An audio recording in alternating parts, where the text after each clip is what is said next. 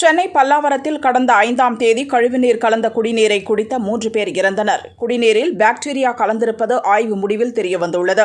கழிவுநீர் கலக்கவில்லை என்று கூறிய அமைச்சர் அன்பரசன் பதவி விலக வேண்டும் என பாரதிய ஜனதா வலியுறுத்தியுள்ளது. பல்லாவரம் மலைமேடு பகுதி தாம்பரம் மாநகராட்சி 13வது வார்டில் ஏற்பட்ட அந்த குடிநீரில் கழிவுநீர் கலந்த பிரச்சனையில் அவசரமாக அமைச்சர் அன்பரசன் அவர்கள் ஓடி வந்து பத்திரிகையாளர்களுக்கு விளக்கம் கொடுத்த விதம் உங்கள் அனைவருக்கும் தெரியும். அன்றே அவர் அவசரமாக எந்த பிரச்சனைக்கு ஓடி வந்தாலும் அதில் ஏதோ மிகப்பெரிய மர்மம் இருக்கின்றது என்பதை எதிர்கட்சிகள் உணர்ந்த காரணத்தினால் நாங்களும் களத்தில் இறங்கி தலைவர் அண்ணாமலை அவர்கள் அன்று மதியமே ஒரு அறிக்கையை வெளியிட்டார். நீங்கள் பேசிய பேச்சு முறையற்றது. ஒரு மக்கள் குடிநீர் பிரச்சனையில் இருக்கும்போது இத்தனை பேர் மருத்துவமனையில் அனுமதிக்கப்பட்ட பொழுது நீங்கள் இப்படிப்பட்ட ஒரு பொறுப்பற்ற பேச்சை ஒரு அமைச்சர் பேசியிருக்கக்கூடாதுன்னு சொன்னார். அதனைத் தொடர்ந்து சம்பவங்கள் நடைபெற்றது. கிட்டத்தட்ட அடுத்த நாள் மருத்துவமனையில் எங்களுடைய முன்னாள் ஆளுநர் எங்களுடைய தமிழக பாரதிய ஜனதா கட்சியுடைய மூத்த தலைவர் அக்கா தமிழிசை சவுந்தரராஜன் வந்து பார்த்தாங்க. நாங்களும் அன்றைக்கே, அதாவது சம்பவம் நடந்த 5ஆம் தேதியே தலைவர் அவர்களுடைய ஆலோசனைப்படி, அவருடைய உத்தரவின்படி நானும் மருத்துவமனைக்கு போய் எல்லாத்தையும் விசாரித்து அந்த பகுதியெல்லாம் சுற்றி அன்றைக்கே நான் பத்திரிகையாளரை சந்திக்கும் போது ஒரு தகவலை சொன்னேன். நாங்களும் அந்த பகுதியில் குடிநீர் எடுத்திருக்கோம், நாங்களும் 27 விதமான பரிசோதனைக்கு அனுப்ப போகிறோம், எங்களுக்கு அந்த அறிக்கை வந்தவுடன் நாங்கள் உங்களை சந்தித்து உண்மையை சொல்லுவோம்னா இன்று காலை அந்த அறிக்கை பெறப்பட்டது. தலைவர் அண்ணாமலை அவர்கள் புதுடெல்லியில் இருந்தாலும் கூட இன்றைக்கு அந்த அறிக்கை பெற்றவுடன் காலையில் ட்விட்டரில் மதியம் 3 மணி வாக்கில் தன்னுடைய எக்ஸ் வலைதளத்தில் அந்த செய்தியை போட்டு இதற்கு என்ன பதில் சொல்ல போகின்றார். குறிப்பாக அமைச்சர் அவர்கள் பொறுப்பற்ற முறையில் அன்றைக்கு பேசியவர் இன்றைக்கு இது குடித்த நீரில் தான் இந்த பிரச்சனை, கழிவுநீர் கலந்ததுனால தான் பிரச்சனை என்பதை அறிக்கையினுடைய விவரங்கள் வந்த பிறகு அந்த எக்ஸ் வலைதளத்தில் அவர் தன்னுடைய கேள்வியை எழுப்பியிருக்கின்றார். அதனைத் தொடர்ந்து இன்று மாலை தலைநகர் புதுடெல்லியில் நடைபெற்ற பத்திரிகையாளர் சந்திப்பில் தெளிவாக ஒரு கோரிக்கை வச்சிருக்கார். இதற்கு பொறுப்பேற்று அமைச்சர் அவர்கள் ராஜினாமா செய்ய வேண்டும்.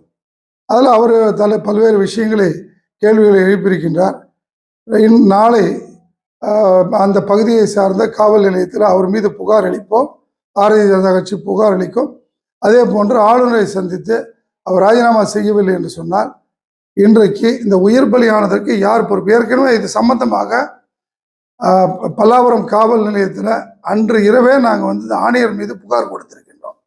இன்றைக்கு வரைக்கும் அது ஒரு சிஎஸ்ஆர் கூட கொடுக்கல ஆணையர். இப்போ பல்வேறு சந்தேகங்களை ஏற்படுத்துகின்றது.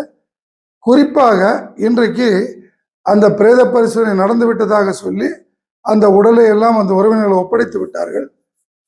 பாரதிய ஜனதா கட்சியுடைய கோரிக்கை எல்லாம் அது மேற்கொண்டு போஸ்ட்மார்ட்டம் ரிப்போர்ட் மட்டுமல்லாமல் அந்த விஸ்ரா ரிப்போர்ட், அதாவது இந்த தடவியல் ஆய்வின்படி இதயம், குடல், நுரையீரல் எல்லாத்திலுமே பரிசோதனை பண்ணி அந்த அறிக்கையும் எப்படியோ அன்றைக்கு நான் கேட்டபோது 3 மாதம் ஆகும்னு சொன்னாங்க. ஒன்றை புரிந்து கொள்ள வேண்டும், உண்மையை மறைக்க முடியாது, முழு பூசணிக்காயை சோத்தில் மறைக்க முடியாதுன்னு தமிழ்நாட்டில் ஒரு வாசகம் இருக்கு. அதன் அடிப்படையில் இந்த பிரச்சனையை பாரதிய ஜனதா கட்சி தொடர்ந்து பார்த்து கொண்டிருக்கின்றோம். நிச்சயமாக உண்மையை மக்களுக்காக கொண்டு வருவதிலே நாங்கள் முனைப்போடு செயல்படுவோம். குறிப்பாக இன்று வரை அந்த பயம் அந்த பகுதி மக்கள்கிட்ட அந்த பீதி என்ன அடங்கலை.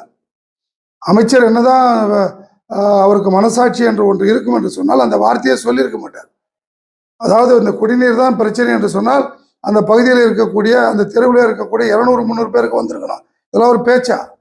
நடைபெற்ற சம்பவமே இன்றைக்கு அதுக்கு பிறகு மாநகராட்சியில் கேட்டால் அவங்க பல்வேறு கதைகளை சொல்கிறாங்க. ஆகவே எதுவாக இருந்தாலும் முழு பொறுப்பை அந்த குடிநீரை தந்தது மாநகராட்சி பகுதிக்கு டுவாடும் மெட்ரோ வாட்டர் டுவாடும் தான் கொடுத்துருக்காங்க. ஆகவே அரசு அதிகாரிகளா, அமைச்சர் பெருமக்களா, அல்லது இன்னொரு இதில் ஒன்று விசேஷம் என்னன்னு சொன்னால் இதற்கான அமைச்சர் அண்ணன் KN நேரு இதை பற்றி வாயே திறக்கலை. இவர் அமைச்சர் அன்பரசன் அவருக்கு அந்த துறைக்கு சம்மந்தமே கிடையாது. அவர் இதுக்கு பதில் சொல்லிட்டு இருக்காரு இதுவரை. அதே போல் சட்டமன்ற உறுப்பினர்கள் இப்போ பார்த்தீங்கன்னா பல்லாவரத்தில், தாம்பரத்தில் அடுத்த அபாயத்தை நோக்கி இந்த பகுதி மக்கள் இருக்காங்க. இந்த கடந்த 2 நாட்களாக பெய்த மழையில் எங்கே பார்த்தாலும் வெள்ளம் காடாக பல்வேறு எப்போவுமே தங்கக்கூடிய சாலைகளில் பகுதிகளில் வெள்ளம் தங்கி இருக்கின்றது. அதில் கழிவுநீர் கலந்து இருக்கின்றது. குறிப்பாக பல்லாவரம் பகுதியில் பார்த்தீங்கன்னா 19வது வார்டு, 20வது வார்டு, 21வது வார்டு மக்கள் தொடர்ந்து சொல்லிக் கொண்டிருக்கின்றார்கள். அதே போல் பெருங்குளத்தூர் பார்வதி நகர் பகுதி, அதே போல் நம்ம கலைவாணி தெரு பல்லாவரத்தில் இருக்க கட்டபொம்மன் தெரு, தாசில்தார் வருவாய் வட்டாட்சியர் அலுவலகம் பக்கத்திலே இந்த பிரச்சனைகள் இருக்கு. ஆகவே உடனடியாக அமைச்சர் ராஜினாமா செய்தாலும் கூட சட்டமன்ற உறுப்பினர்கள் மக்களை இது போன்ற பிரச்சனை இந்த பகுதியில் ஏற்படாமல் காப்பாற்றுவதற்கு முனைப்போடு செயல்பட்டு மாநகராட்சி, குறிப்பாக தாம்பரம் மாநகராட்சி இந்த போர்க்கால அடிப்படையில் எங்கெல்லாம் கழிவுநீர் கலந்து இருக்கின்றதோ மழைநீரில், ஏன்னா இப்போ சாலைகளில் போனாலே தெரியும், அதிகாரிகள் கைப்புண்ணுக்கு கண்ணாடி தேவையில்லை. சாலையில் துணை முதலமைச்சர் எங்கேயோ போகிறாரு, இங்கே சுத்த சொல்லுங்கள் பல்லாவரம் பகுதியில், அவர் வரும்போது வேணால் சாலையை சரி பண்ணிவிடுவாங்க. ஆனால் இன்றைக்கு வீடியோ ஆதாரங்களை அனுப்பி வைக்கிறோம். நாளைக்கு கொடுக்க போகிறோம், காவல் நிலையத்திலும் கொடுக்க போகிறோம், தாம்பரம் மாநகராட்சியிலும் கொடுக்க போகிறோம். எந்தெந்த தெருவில் நாங்கள் எல்லாமே வீடியோ ஆதாரத்தை கையில் வச்சுருக்கோம், நாளைக்கு கொடுப்போம். எங்கெல்லாம் உங்களுக்கு காவல்துறை சம்பந்தப்பட்ட பிரச்சனை, மாநகராட்சி சம்பந்தப்பட்ட பிரச்சனையில் எங்கெல்லாம் இந்த குடிநீருக்கு, ஏன்னா ஒன்றை புரிந்து கொள்ள வேண்டும், உச்ச நீதிமன்றத்தினுடைய உத்தரவின் அடிப்படையில், தீர்ப்பின் அடிப்படையில் பொது கழிப்பிடம், பொது குடிநீர் வசதி இதெல்லாம் தலையாய கடமை.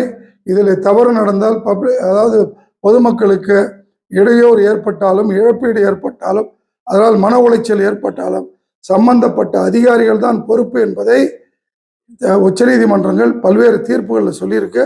குறிப்பாக நம்முடைய வேங்கவயல் பிரச்சனையில் சொல்லியிருக்காங்க. ஆகவே விழித்து கொள்ள வேண்டும். அரசு கண்மூடித்தனமாக செயல்பட்டால் நிச்சயமாக அவர்களை காப்பாற்றுவதற்கு எந்த சக்தியாலும் முடியாது.